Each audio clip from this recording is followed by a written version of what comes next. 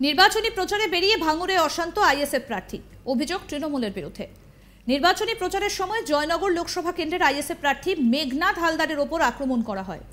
বুধবার দুপুরে ঘটনাটি ঘটেছে ভাঙড়ের ঝিঝির আইট গ্রামে। আইএসএফ এর অভিযোগ তৃণমূলের বিরুদ্ধে। ঘটনায় আহত মেঘনাথ হালদার সহ বেশ কয়েকজন আইএসএফ কর্মী। এই বিষয়ে কলকাতা পুলিশের চন্দনেশ্বর থানায় লিখিত অভিযোগ দায়ের করেছেন মেঘনাথ হালদার। পুলিশের সামনেই এদিন হামলা চালানো হয় বলে অভিযোগ।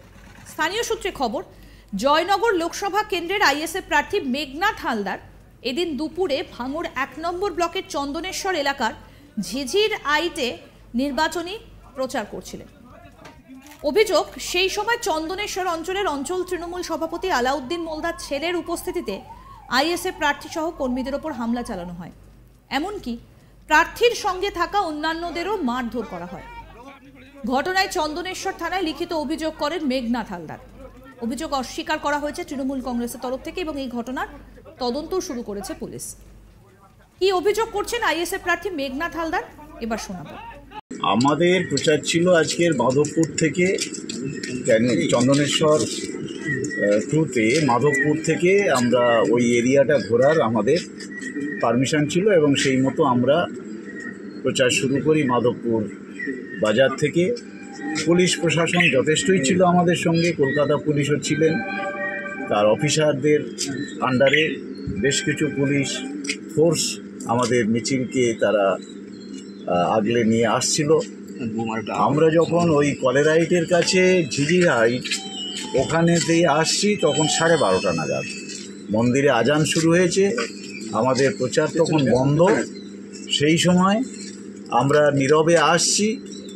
কিছুক্ষণ বাদে ওখানকার যে উপপ্রধান তার বাড়িটা পেরিয়ে এসছি, তার ছেলে একজন সে বাইকে প্রথম বলে গেল যে তোমরা এসেছো, তোমাদের ব্যবস্থা করে দিচ্ছি, এই বলে সে চলে গেল। তারপরে পরক্ষণেই দেখা গেল বেশ কিছু লোক, অন্তত 25-30 জন লোক, তারা ওই লাঠি বাঁশ নিয়ে তেড়ে এলো, ইট ছুঁড়ছে এবং অশ্রাব্য ভাষায় গালিগালাজ করে আমাদের এই জয়নগর লোকসভা কেন্দ্রের অবজারভার শাহাবুদ্দিন সিরাজি এই এরিয়ার সংগঠনটা দেখেন।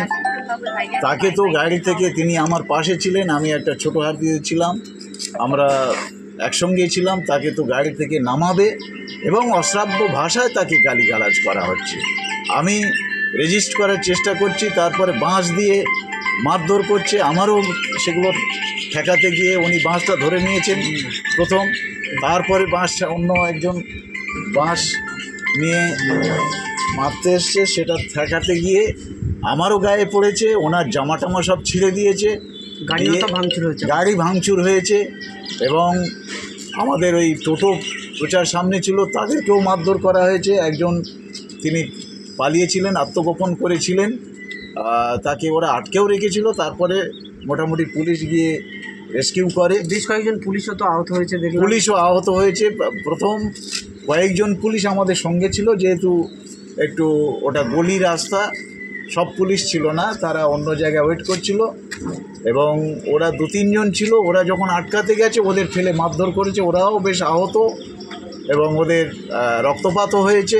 থানায় অভিযোগ করেছেন? থানায় আমরা অভিযোগ করছি, এফআইআর করছি এবং থানার আইসিকে আমরা জানালাম।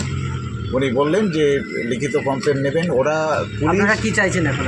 আমরা চাচ্ছি অপরাধীদের উপযুক্ত শাস্তি হোক। এরা এই ভোটে এদের পায়ের তলা থেকে মাটি সরে গেছে।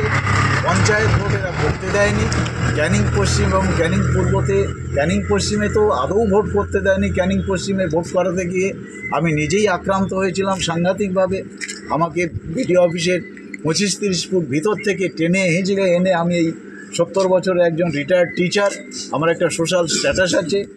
ঘটনাটা কি পুলিশের সামনেই হয়েছে? পুলিশের সামনেই হয়েছে। পুলিশ কি ভূমিকা বলেন? পুলিশ আজকের যা পুলিশের ভূমিকা ছিল খুবই ভালো, তবে ওই সময়টা পুলিশ 2-3 জন ছিল বলে ওরা ঠিক আটকাতে পারছিল না। তখন আমাদের শাহাবুদ্দিন সিরাজি ফোন করলেন ওদের অফিসারকে, ফোন করতে ওরা সঙ্গে সঙ্গে এসে ওরা কিন্তু স্টেপটা যথাযথ নিয়েছে।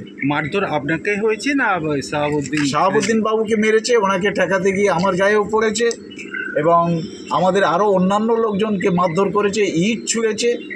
সেখানে বিশালভাবে ইনজুরি হতে পারত, কিন্তু ওই আমরা ছোট হাতির সামনের ডালাতে মোটামুটি মুখ লুকিয়ে কোনো রকমে উদ্ধার পেয়েছে, বড় কিছু ঘটেনি। তবে ওরা বেশ মারমুখী হয়ে এসেছিল এবং পুলিশ যদি কতটা আতঙ্কিত ঘটনার পর এলাকার মানুষ তো ভীত সন্ত্রস্ত। ওই এলাকা আমাদের সমস্ত মানুষই আমাদের আইএসএফের সমর্থক, তারা ভীত সন্ত্রস্ত। তারা খালি আমাদের কাছে আবেদন করছে যে আমরা ভোট কিভাবে দেব। ওই বুথগুলো আমাদের জেতা বুথ। এরা যেভাবে আতঙ্ক তৈরি করছে, আমাদের ভোটটা এনশিওর করুন, আপনারা প্রশাসনকে জানিয়ে আমাদের ভোটটা এনশিওর করুন, যাতে আমরা ভোটটা অন্তত দিতে পারি। আমাদের যে গণতান্ত্রিক অধিকারটা প্রয়োগ করার সুযোগ অন্তত প্রশাসন করুক, আমরা যাতে সুষ্ঠুভাবে ভোটটা আমরা দিতে পারি, আমাদের গণতান্ত্রিক অধিকার প্রয়োগ করতে পারি। নির্বাচনী প্রচারে বেরিয়ে ভাঙড়ে আক্রান্ত আইএসএফ প্রার্থী। অভিযোগ উঠেছে তৃণমূল কংগ্রেসের বিরুদ্ধে। ভাঙড় বারবারই যা খবরের শিরোনামে উঠে আসে এবং পঞ্চায়েত নির্বাচনের সময় ভাঙড়ে যে পরিস্থিতির সৃষ্টি হয়েছিল, রক্ত ঝরেছিল ভাঙড়ে, আবার খবরের শিরোনামে সেই ভাঙড়। নির্বাচনী প্রচারে বেরিয়ে ভাঙড়ে আক্রান্ত আইএসএফ প্রার্থী।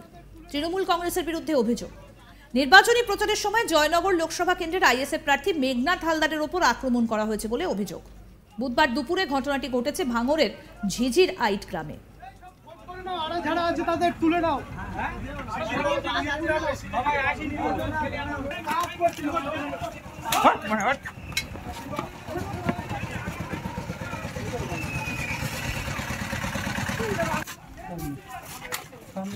ভোট দিয়ে বিপুল ভোটে জয়ী করুন। গ্রামে বলে দিন কাউন্সিলে ভোট দিন।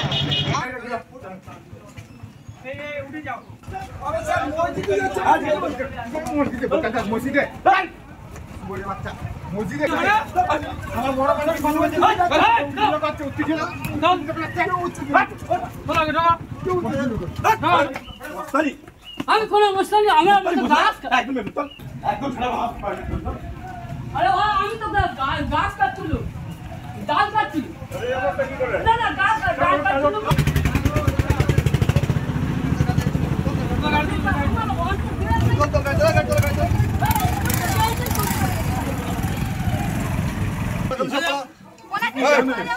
আইএসএফের অভিযোগ তৃণমূল কংগ্রেসের বিরুদ্ধে। ঘটনায় আহত মেঘনাথ হালদার সহ বেশ কয়েকজন আইএসএফ কর্মী।